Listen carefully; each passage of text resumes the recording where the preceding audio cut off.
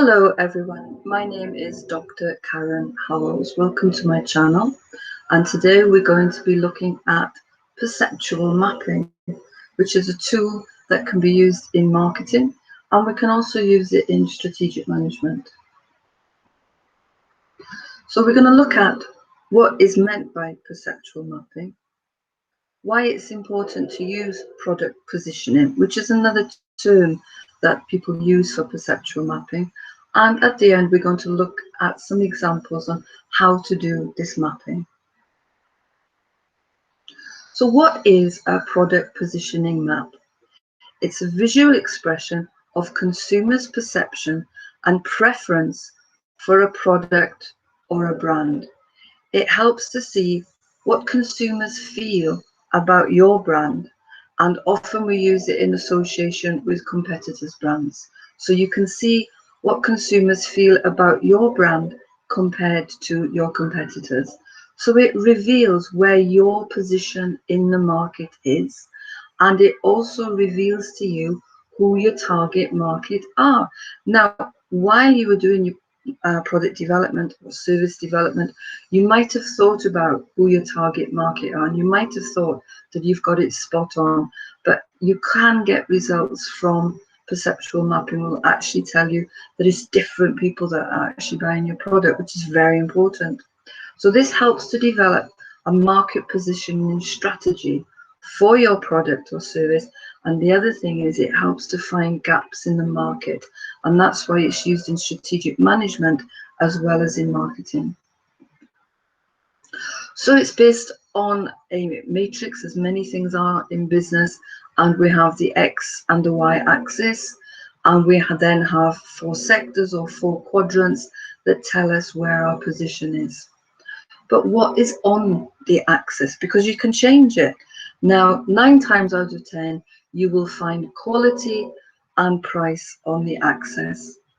But it could be that you would find functionality versus price, healthiness versus tastiness, which we'll look at an example later on, price versus performance. You might want to know, are the features of your product more important than the price to customers? Price versus safety, which for certain products could be really important, and also reliability. So you choose what you want to put on the axis. So why do this?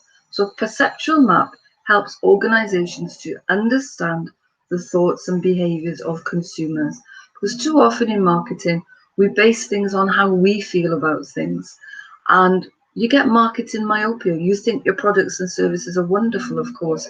So you do need feedback from customers. And this feedback is actually getting right into the mind of the consumer. You can also find things out about the competition, how they rate you against the competition, and you can look at market trends. And as I said earlier, you can also identify gaps in the market. It's understanding what your customers think about you and your competitors is crucial to the success of your organization.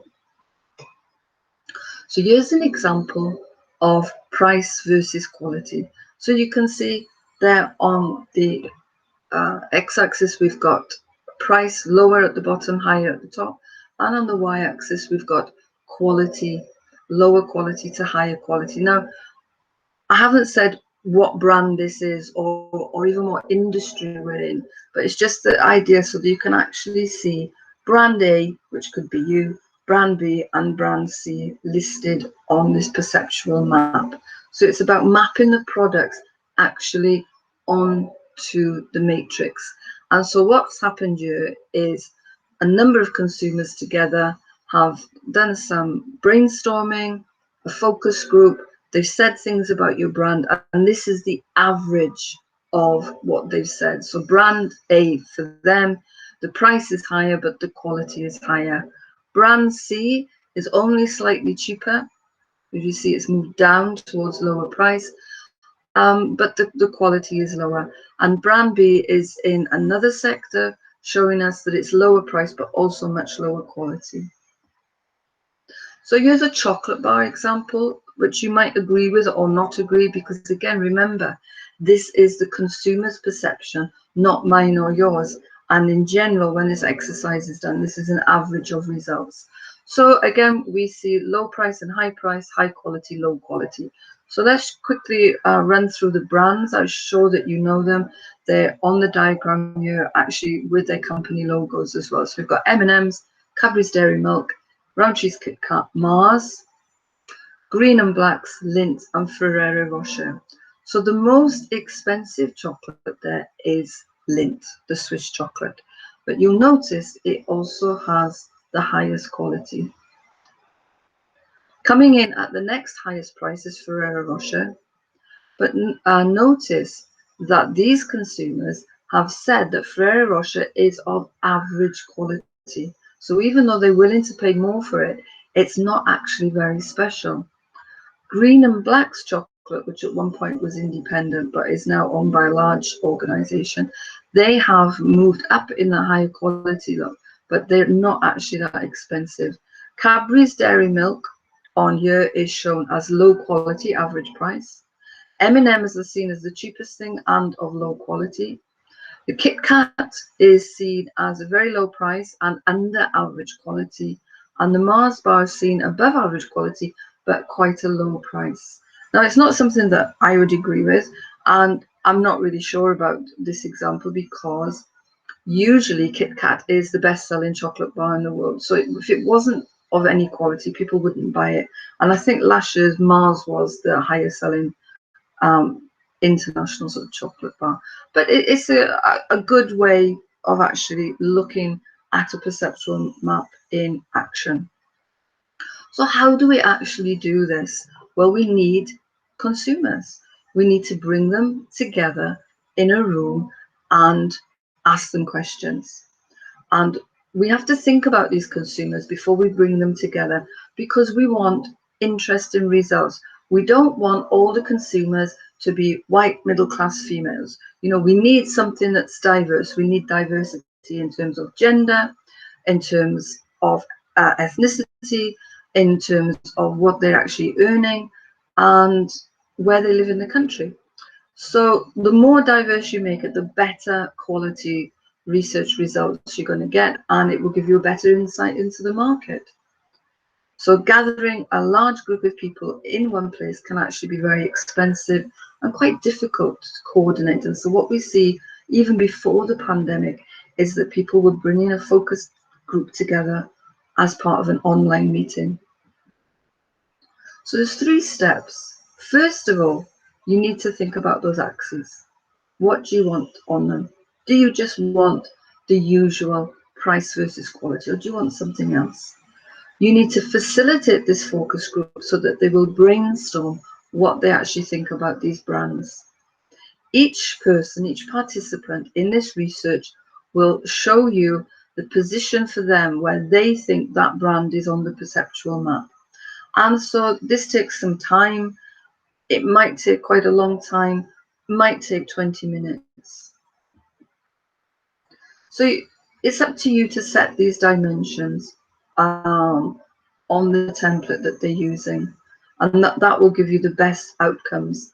And you might find that from month to month you actually have different dimensions for this perceptual map. You need the participants to brainstorm. Generally, people are using sticky notes like we see in the photograph there, and you want people to think about it on their own, because the other problem when you bring a group of people together, you can have groupthink where they start to tell you what they think you want them to hear, or they all want to agree with each other. So you want to be able to understand actually what's in their mind. So you can use traditional brainstorming like these sticky notes or a whiteboard or paper, or you can use a collaborative online tool. And a number of marketing research companies have actually developed tools to be used collaboratively. And so now you want to know about the position. So if you're using a whiteboard like we see in the picture, you would draw the matrix up yourself. This is something that I've done in class with students. Drawn the matrix up, and then ask students to participate by putting dots on the board where they think the product should be. So you ask each person to think about giving us a visual representation about how these products relate to each other. So you would do this individually or as a group. You can do it with an online survey, and it doesn't need to be done in a group setting at all. Again, there are many market research companies who are using some sort of graphics like you see on the right-hand side to actually understand how customers feel about their products. So in this example, you are the person in the red top, and you can move your actual little person there. You can move them back and forth to show how close you feel to the brand. You might also have seen a target where you were asked to put the brands, you were in the middle, and to put the brands, how close they actually you feel to them. Also a temperature scale, you know, how warm do you feel to this brand, you know, from cold to hot. So there's lots of things that marketing research companies are doing now to actually find out about what people think about their brand. And after you've done that and you see the results of the perceptual mapping, what could happen is that you see a gap in the market. So let's work through this example. This time we've got nutrition from low to high, and we've got how something tastes from bad moving up to good. And we see some cereals that you've probably heard of. So we've got Cocoa Puffs, Rice Krispies, Wheaties, Cheerios, and shredded wheat. So we see shredded wheat as being very high nutrition, but of tasting the worst out of all these cereals, which I don't actually agree with. I really like shredded wheat. Then we see Cheerios as not tasting very nice, but of being high nutrition. So again, you're thinking, is this actually correct? And Wheaties, not tasting very nice, average nutrition. And then we've got Rice Krispies at the tasting not so well and not being very nutritious. And Cocoa Puffs, way down in terms of nutrition, but high in tasting nice. And what we see that in that top right sector, nothing. And that's how you find out that there's a gap in the market. It doesn't even have to be the whole sector.